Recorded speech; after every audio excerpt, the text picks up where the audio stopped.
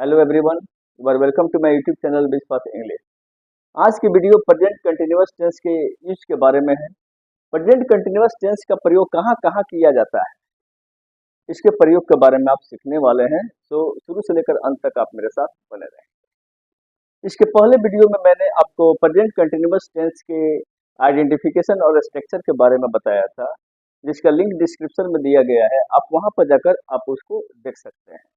इससे आपको एक बेटर अंडरस्टैंडिंग होगा और उसको देखने के बाद आप इस वीडियो को जरूर देखें, क्योंकि ये वीडियो बोर्ड एग्जामिनेशन और कॉम्पिटिटिव एग्जामिनेशन करने वालों के लिए बहुत ही ज़्यादा उपयोगी होने वाली है। तो बच्चों, आइए इसके उपयोग को आप सीखिए, इसका प्रयोग कहाँ कहाँ किया जाता है।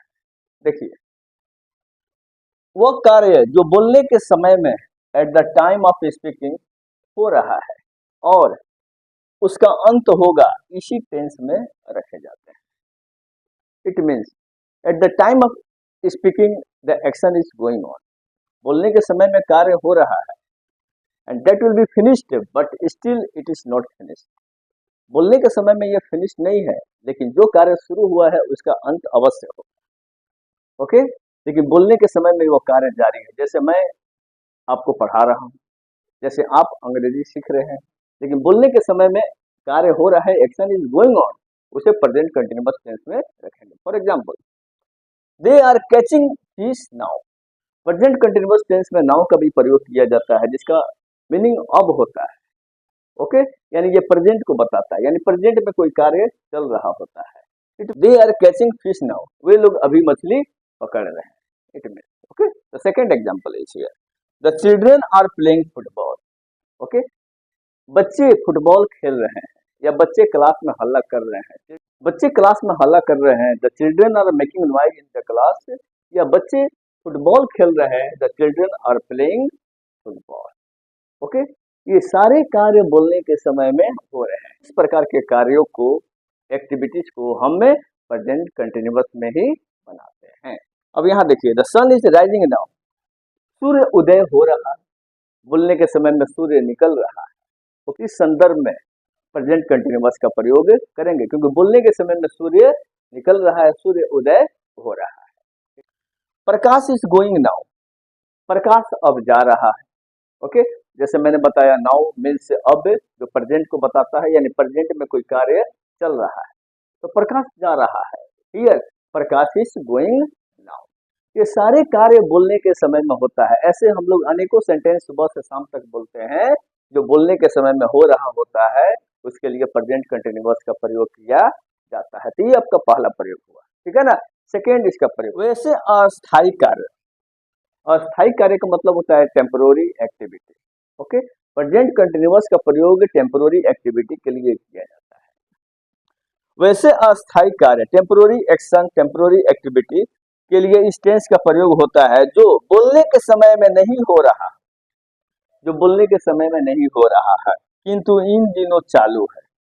इन दिनों चालू है। देखिए, दोनों रूल में देखिए, फर्स्ट रूल में है बोलने के समय में कार्य हो रहा है। सेकेंड रूल में मैंने आपको बताया बोलने के समय में नहीं हो रहा है, लेकिन इन दिनों कार्य चालू है। जैसे इन दिनों मैं अंग्रेजी पढ़ रहा हूँ, इन दिनों मैं रामायण पढ़ रहा हूँ।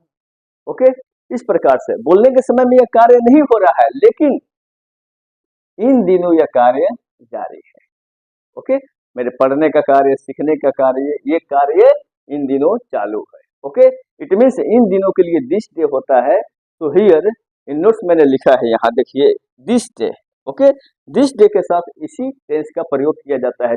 ओके, बोलने के समय में भले ही ये कार्य नहीं होता है, लेकिन इन दिनों यह कार्य जारी होता है। तो यहाँ पर आप इस कंसेप्ट को भी समझ गए। देखिए यहाँ पर, Ram is learning English this day.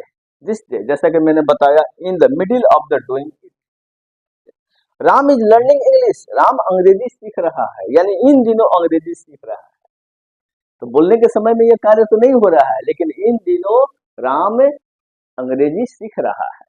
तो इसके लिए भी प्रेजेंट कंटिन्यूअस का बोध होगा, क्योंकि यह कंटिन्यूटी को बता रहा है। इन दिनों यह कार्य जारी है, जो बोलने के समय में नहीं हो रहा है, लेकिन ये कार्य हो रहा है। ठीक है ना। अब देखिए, I am reading the Ramayana this day.